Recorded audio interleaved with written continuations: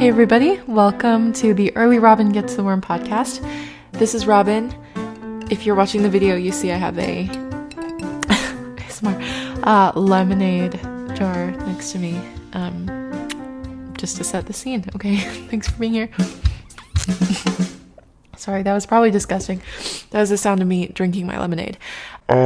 Truth be told, I mentioned the video podcast, but this video honestly might not make it. Because let me just put it this way. If a raccoon, Casper the Friendly Ghost, one of those elves from Lord of the Rings, and Fungus from Monsters, Inc. had a child, the child would be me. Anyways, you probably don't want to hear me talk about this, so let's move on.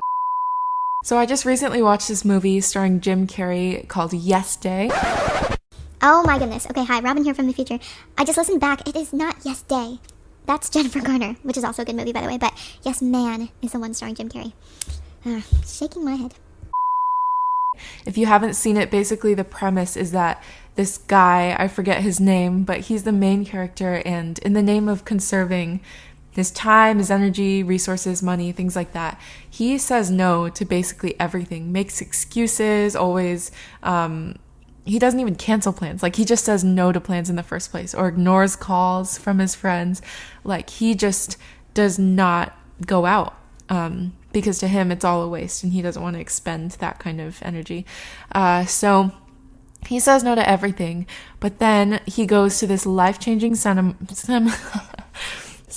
He goes to this life-changing seminar.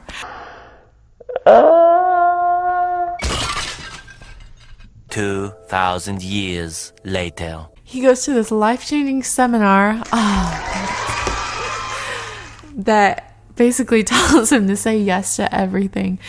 And clearly, this, I don't even think I need to tell you, like, this is maybe not a healthy blanket statement to put all over life. Like, do not say yes to everything, please.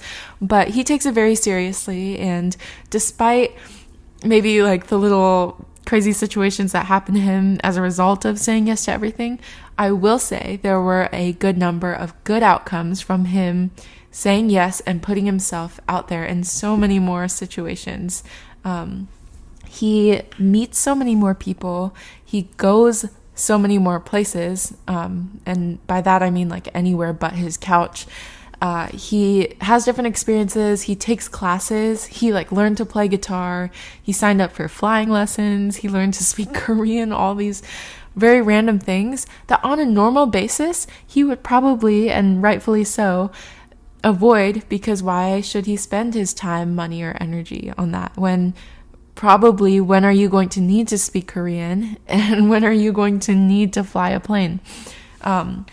So in the big picture, that is very true, and that's very valid. But I did like kind of the point that the movie drove home a little bit, which was that there were some moments where those random experiences he had served him well. Let me give the example of Korean.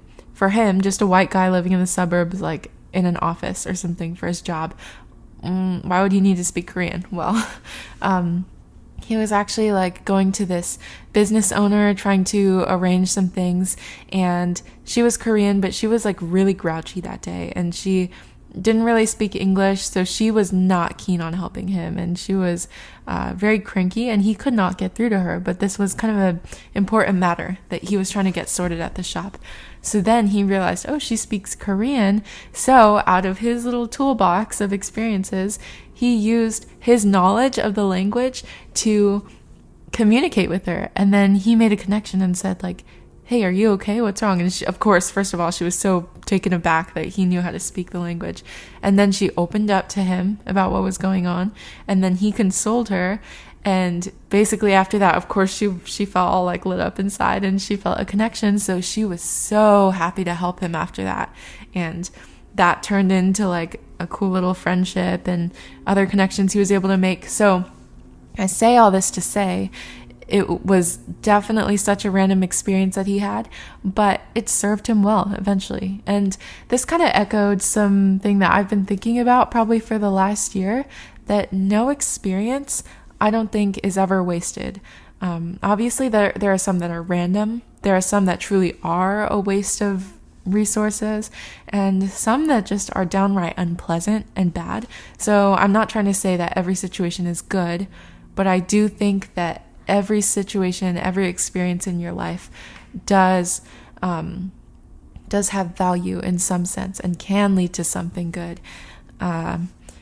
This is such a random example, but it's the first that comes to mind. Last school year, I had to read this book for one of my classes, and I think it was an autobiography. So in it, the person was talking about his experience with training with the Marines, which I didn't really know much about. And honestly, I don't know how often I would have to talk about that with people. But then randomly, I was at this church picnic this summer and just happened to sit with this guy who then it turned out that he used to be in the Marines. And obviously, it's not like it would have been terrible if I didn't know anything about the training, but because I did, that made me able to say something like, "Oh yeah, like so you must have gone to San Diego then, where they have their camp or something," and that made us, I know I used the Korean language example before, but metaphorically, quote unquote, speak the language, like having that one extra experience or one extra exposure to something and knowledge gave me the ability to quote unquote speak the language of that many more people. And so basically, in summary, what I'm trying to say is that I think every experience you have, every person you meet, every place you go, all of that can really just like be added to your, what's the saying? Toolbox, I don't know, repertoire. Not that that's any better now that I think about it.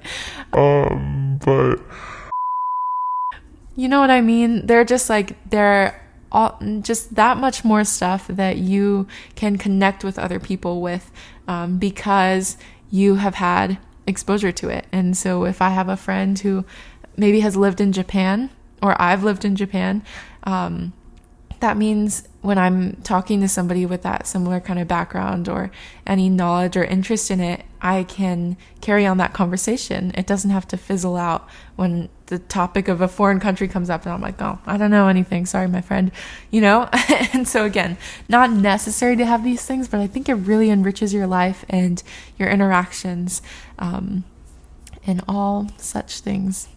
So I hope that helps next time that maybe you're going to an event. Let's say this happens all the time, right? Like you're going to an event that maybe you're dragging your feet a little bit to go to, and you're thinking, this is not something I 100% really care to spend my Thursday night at or something. But truly, yeah, again, whatever exposure you have, I think can really just add to your experience as a whole person and things like that. So I've said the same things like 3 times, so I'm going to stop there. I'm going to sip my lemonade.